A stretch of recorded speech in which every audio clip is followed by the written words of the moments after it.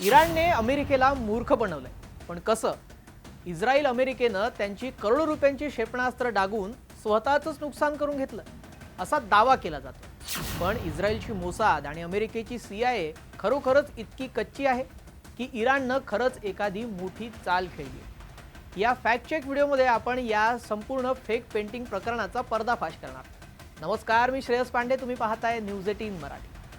America, Israel आणि Iran यांच्यात सुरू असलेल्या संघर्षाला आता जवळपास एक आठवडा झालाय। पण युद्ध जितकं रणांगणावर लढलं जातंय तितकंच ते सोशल मीडियावर देखील लढलं जातंय। सध्या सोशल मीडियावर काही फोटो तुफान व्हायरल होत आहेत। या फोटोमधून दावा केला जातोय की इराणनं आपल्या हवाई तळांवर फायटर जेट्सचे बनावट फोटो रंगवले आणि इस्रायल अमेरिकेनं त्यावर करोडो रुपयांची क्षेपणास्त्र डागून स्वतःचंच नुकसान करून घेतलं। म्हणजे काय? नेमकं तर असं आहे की गेल्या काही दिवसांपासून दोन फोटो चर्चेत आहेत। पहिल्या फोटोमध्ये एका हवाई पट्टीवर फायटर जेटचे काळे सावट दिसते आणि बरोबर त्याच्या मध्यभागी क्षेपणास्त्र पडल्याची खूण आहे। तर दुसरा फोटो एका चिनूक हेलिकॉप्टरच्या आकाराच्या पेंटिंगचा आहे। नेटकरी म्हणत आहेत की इराणनं जमिनीवर पेंटिंग काढली, वरून सॅटेलाइटला ती खरी विमानं वाटली आणि अमेरिकेने त्यावर बॉम्ब टाकले। हा दावा इराणची हुशारी म्हणून जगभर पसरवला जातोय। आता थोडं तांत्रिक बाजून आपण विचार करू। आजच्या काळामध्ये इस्रायल आणि अमेरिकेकडे असे सॅटेलाइट्स आहेत जे जमिनीवरील 1 फूट उंचीची वस्तूही स्पष्ट पाहू शकतात। याला SAR म्हणजे सिंथेटिक अपर्चर रडार असं तंत्रज्ञान म्हणून म्हणतात। दुसरं म्हणजे पेंटिंग कितीही खरं वाटलं तरीही त्याला सावली नसते। सॅटेलाइट इमेजमध्ये उंची असलेल्या वस्तूची सावली पडते, पेंटिंगची नाही।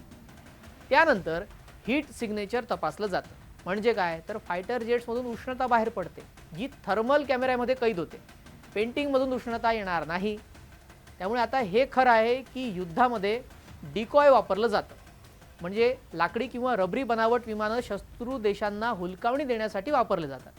पण केवळ जमिनीवर चित्र रंगवून आधुनिक क्षेपणास्त्रांना फसवणं जवळपास अशक्य आहे। आता या युद्धामध्ये मिस इन्फॉर्मेशन मोठ्या प्रमाणावर पसरवली जात आहे असं विश्लेषक सांगतात।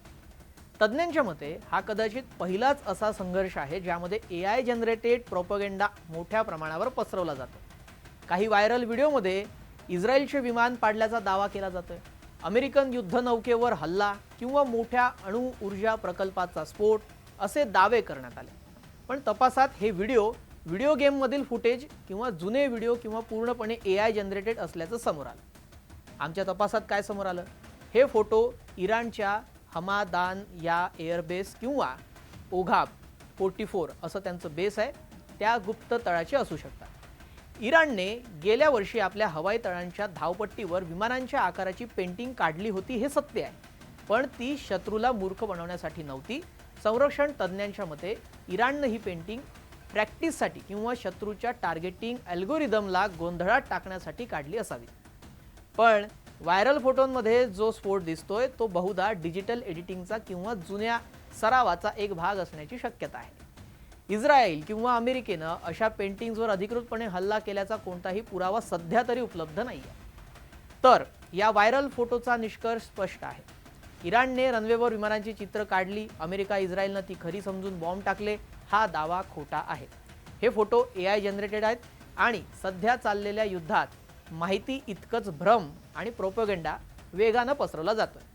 म्हणून युद्धाच्या काळामध्ये कोणताही फोटो किंवा व्हिडिओ पाहताना एक गोष्ट नेहमी लक्षात ठेवा, सोशल मीडियावर जे दिसतं ते नेहमी खरं असतंच असं नाही। बाकी तुम्हाला याबाबत काय वाटतं कमेंट करून नक्की सांगा। भेटूयात पुढील नव्या ग्लोबल अपडेटसह। नमस्कार।